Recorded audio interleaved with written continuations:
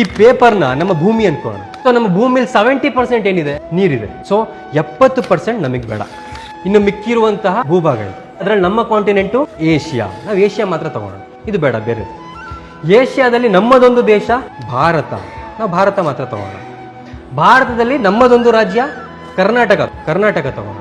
ಕರ್ನಾಟಕದಲ್ಲಿ ನಮ್ದೊಂದು ಜಿಲ್ಲೆ ಶಿವಮೊಗ್ಗ ತಗೋಣ. ಶಿವಮೊಗ್ಗದಲ್ಲಿ ನಮ್ದೊಂದು ತಾಲೂಕು, ಆ ತಾಲೂಕು ತಗೋಣ.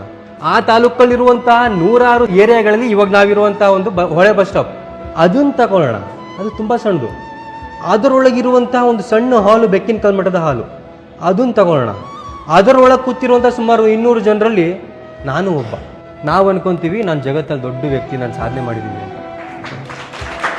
ನಮ್ಮಲ್ಲಿ ತುಂಬಾ ಜನರಿಗೆ ಇವತ್ತು ಅಹಂಕಾರ, ನಾನು ಇಷ್ಟು ಓದ್ಕೊಂಡಿದ್ದೀನಿ, ನನ್ನ ಕೆಳಗೆ ಇಷ್ಟು ಜನ ಕೆಲಸ ಮಾಡ್ತಾರೆ, ನಾನು MLA, ನಾನು MP, ಆ ಅಹಂಕಾರದಲ್ಲಿ ಬದುಕ್ತಿರ್ತೀವಿ. ನಮಗಿಂತ ಮುಂಚೆ ಬಿಲಿಯಾಂತರ ಜನರು ಬಂದು ಹೋಗಿದ್ದಾರೆ. ನಮಗಿಂತ ದೊಡ್ಡ ದೊಡ್ಡ ಜ್ಞಾನಿಗಳು, ನಮಗಿಂತ ದೊಡ್ಡ ದೊಡ್ಡ ಶ್ರೀಮಂತರು, ನಮಗಿಂತ ಸುಂದರವಾಗಿರುವಂತಹ ವ್ಯಕ್ತಿಗಳು ಬಂದು ಹೋಗಿದ್ದಾರೆ. ಸೊ ನಮಗಿರುವಂತಹ ಸೌಂದರ್ಯದ ಬಗ್ಗೆ, ಹಣದ ಬಗ್ಗೆ, ಜ್ಞಾನದ ಬಗ್ಗೆ ನಮ್ಗೆ ಯಾವತ್ತೂ ಕೂಡ ಅಹಂಕಾರ ಬೇಡ. ಬೀಚಿಯವರು ಒಂದ್ ಕಡೆ ಬರೀತಾರೆ, ಮನುಷ್ಯನಿಗೆ ಅವನಿಗಿರುವಂತಹ ಜ್ಞಾನದ ಬಗ್ಗೆ ಅಹಂಕಾರವಿದೆ, ಬಟ್ ಅವನ ಅಹಂಕಾರದ ಬಗ್ಗೆನೇ ಅವನಿಗೆ ಜ್ಞಾನ ಇಲ್ಲ.